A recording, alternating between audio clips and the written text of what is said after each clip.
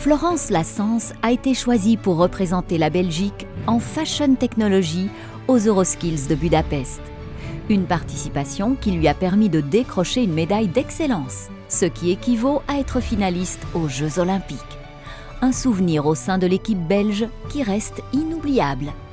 Bonjour Florence. Bonjour Marc. Sois la bienvenue à Technifutur Campus Francorchamps et je te propose d'entrer. Merci. Et donc Marc, qu'est-ce que vous faites ici? Eh bien Florence, c'est un centre de compétences dédié au métier de l'automobile et on y accueille aussi des écoles, donc des jeunes. Le campus automobile accueille élèves et professeurs de toute la Fédération Wallonie-Bruxelles afin de faire découvrir l'automobile de demain.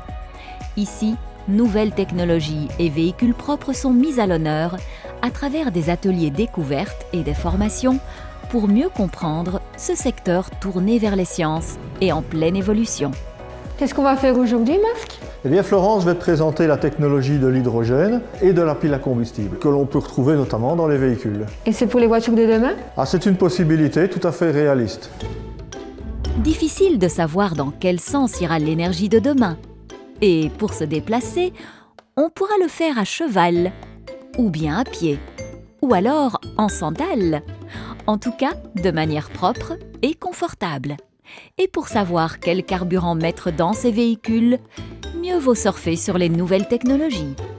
Pour t'expliquer tout ça, j'ai préparé cette petite expérience. Nous allons fabriquer de l'hydrogène parce que c'est un vecteur énergétique, il n'existe pas à l'état naturel. Est-ce que tu as une petite idée de comment on peut le fabriquer? C'est sûrement de l'eau.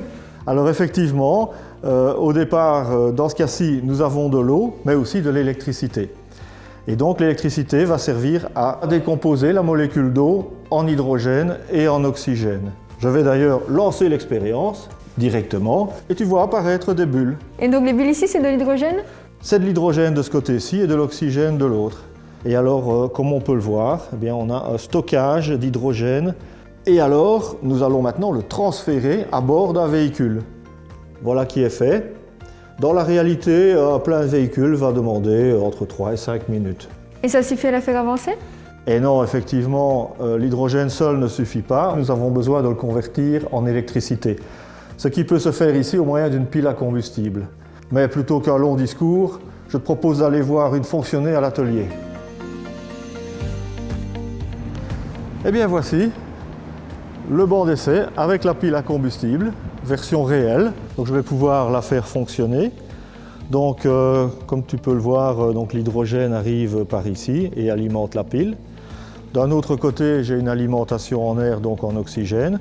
La réaction chimique va se faire dans la pile pour produire de l'électricité.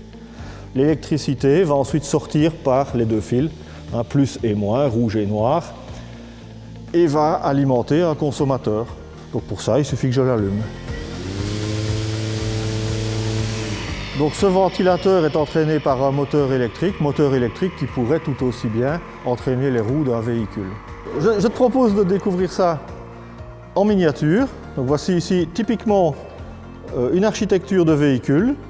Donc je vais l'allumer, allumer la pile à combustible. Ce que je te propose, c'est de l'essayer. Donc à quoi ça servirait dans mon métier? Eh bien Florence, tous les métiers utilisent des moyens de transport et particulièrement pour se rendre en ville, nous serons tous de plus en plus obligés à utiliser des véhicules propres. Merci à vous. Merci Florence. Et oui Florence, notre avenir passera par des véhicules propres. Et bien sûr, comprendre leur fonctionnement est réellement un plus afin de faire les bons choix et d'assurer l'avenir de notre planète.